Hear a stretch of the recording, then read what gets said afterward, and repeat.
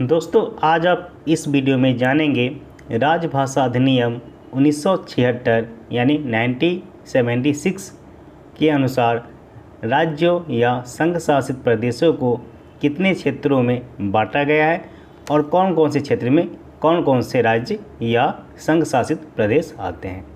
इससे जुड़े हुए प्रश्न आपके परीक्षा में पूछे जाते हैं, इसलिए आपको इसके बारे में जानकारी रख लेना चाहिए ताकि आपके परीक्षा में अगर इससे संबंधित प्रश्न आते हैं तो आप उसका उत्तर बड़ी आसानी से दे सकें।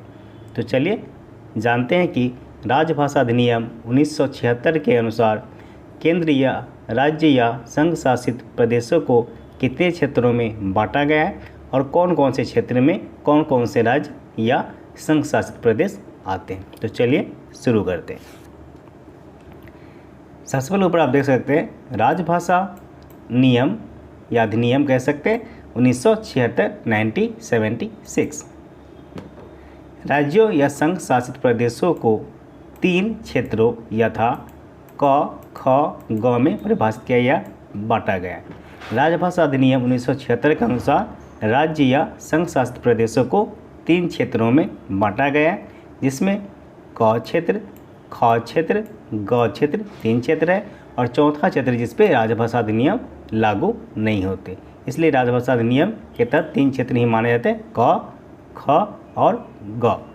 चौथा जो क्षेत्र है तमिलनाडु पुडुचेरी, उसमें राजभाषा अधिनियम लागू नहीं होते। तो राजभाषा अधिनियम के अनुसार राज्यों या संघ शासित प्रदेशों को 3 क्षेत्रों में बांटा गया है, क, ख और ग। चौथा जो है चौथा आपका इस पर राजभाषा अधिनियम लागू नहीं होते। चलिए मैं दिखाऊंगा नीचे, इसे थोड़ा सा बड़ा कर देता हूँ जिससे आपको अच्छे से समझ में आ जाए। चलिए ठीक है, तो देख सकते हैं पहले में क क्षेत्र में कौन कौन से क्षेत्र है। देख सकते हैं यहाँ पर क क्षेत्र में क्या है, हिमाचल प्रदेश, चंडीगढ़, उत्तराखंड, हरियाणा, दिल्ली, राजस्थान, उत्तर प्रदेश, मध्य प्रदेश, बिहार, झारखंड, छत्तीसगढ़। तो क्या है, क क्षेत्र में हमारा इतने राज्य आ रहे हैं, बिहार, झारखंड, छत्तीसगढ़, मध्य प्रदेश, उत्तर प्रदेश, हरियाणा, दिल्ली, चंडीगढ़, उत्तराखंड, हिमाचल प्रदेश और राजस्थान। तो देख सकते हैं इतना है। इसके बाद में ख क्षेत्र में आप देख सकते ख क्षेत्र में क्या है, गुजरात, दामन एंड दीव, दादरा नगर हवेली एंड महाराष्ट्र, ये हमारा ख क्षेत्र में आते हैं। लक्षद्वीप।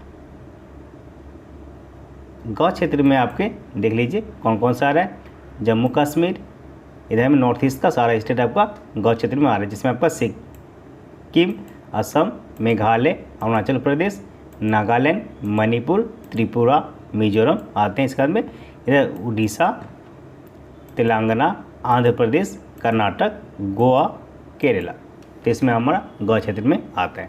नीचे मैं नाम भी दिखाऊंगा जिससे आपको अच्छे से समझ में आ जाए। चलिए दूसरे पेज पर चलते हैं।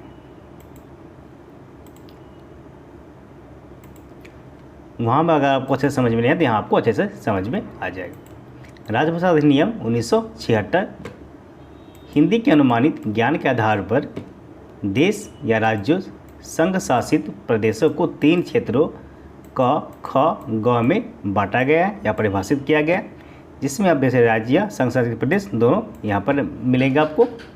क क्षेत्र में बिहार, हरियाणा, हिमाचल प्रदेश, चलिए मैं थोड़ा कलर चेंज कर लेता हूँ, हिमाचल प्रदेश, मध्य प्रदेश, छत्तीसगढ़, झारखंड, उत्तराखंड, राजस्थान, उत्तर प्रदेश तथा अंडमान और निकोबार द्वीप समूह, दिल्ली संघ राज्य। तो हमारा इतने जो राज्य और संघ शासित जो प्रदेश है वो क क्षेत्र में आते हैं। अब हम जानते हैं ख क्षेत्र में कौन कौन से राज्य या संघ शासित प्रदेश आते हैं। ख क्षेत्र में गुजरात, महाराष्ट्र, पंजाब, चंडीगढ़, दमन और दीव तथा दादरा और नगर हवेली संघ राज्य आते हैं। यह हमारा ख क्षेत्र।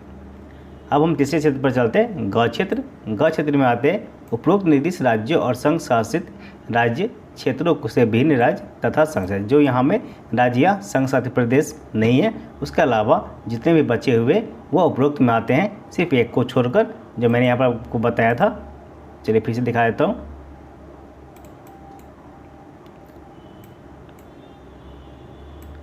तमिलनाडु जो है इसमें राज्य में नहीं आता है, इसको छोड़ करके बाकी सभी पे लागू होते हैं। चलिए आगे चलते हैं। तो क क्षेत्र में बिहार, हरियाणा, हिमाचल प्रदेश, मध्य प्रदेश, छत्तीसगढ़, झारखंड, उत्तराखंड, राजस्थान, उत्तर प्रदेश, अंडमान निकोबार द्वीप समूह और दिल्ली संघ शासित प्रदेश है। इसके अलावा ख क्षेत्र में गुजरात, महाराष्ट्र, पंजाब, चंडीगढ़, दमन और दीव तथा दादरा और नगर हवेली आते हैं। ग क्षेत्र में उपरोक्त देश यहाँ में जो नहीं है, उसके अलावा जितने भी राज्य संघ शासित प्रदेश बचे वो ग क्षेत्र में आते हैं। तो आपको प्रश्न में ये पूछा जा सकता है कि राजभाषा अधिनियम के 1976 के अनुसार राज्यों या संघ शासित प्रदेशों को कितने क्षेत्रों में बांटा गया है। वहाँ पर 2, 4, 5 ऐसे ऑप्शन दे सकते हैं, वहाँ पर आपको 3 पे टिक करके आना है।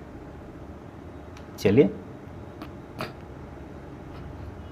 तो आज आपको पता हो गया होगा कि राजभाषा अधिनियम 1976 के अनुसार राज्यों और संघ शासित प्रदेशों को 3 क्षेत्रों में या बांटा गया है। इसमें क क्षेत्र, ख क्षेत्र और ग क्षेत्र आते हैं।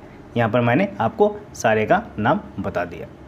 तो अगर आप इससे संबंधित प्रश्न या आपसे क क्षेत्र के नाम पूछे जाते हैं, क क्षेत्र में कौन कौन से राज्य आते हैं, आपको कोई वहाँ पर ऑप्शन में दे दिया जाएगा, या ख क्षेत्र में कौन कौन से राज्य आते हैं वहाँ ऑप्शन दे दिया जाएगा, या ग क्षेत्र में कौन कौन से राज्य आते हैं। क्योंकि मुझे भी ऐसा प्रश्न मिला था एक बार कि ग क्षेत्र में कौन कौन से राज्य आते हैं।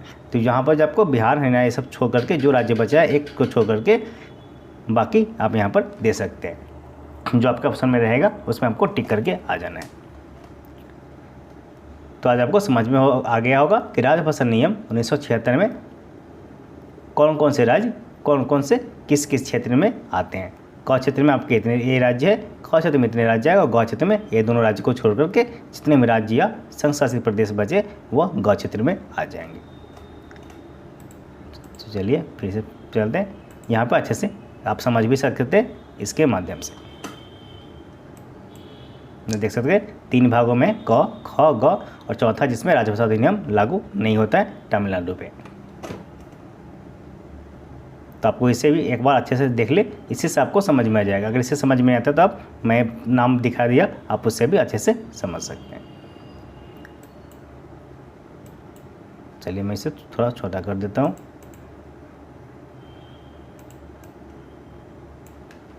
तो राजभाषा अधिनियम 1976 के अनुसार राज्य या संघ शासित प्रदेशों को 3 क्षेत्र में बांटा गया, क, ख, ग, और चौथा जो क्षेत्र है उस पर राजभाषा अधिनियम लागू नहीं होते, इसलिए 3 क्षेत्र पे राजभाषा अधिनियम लागू होते हैं।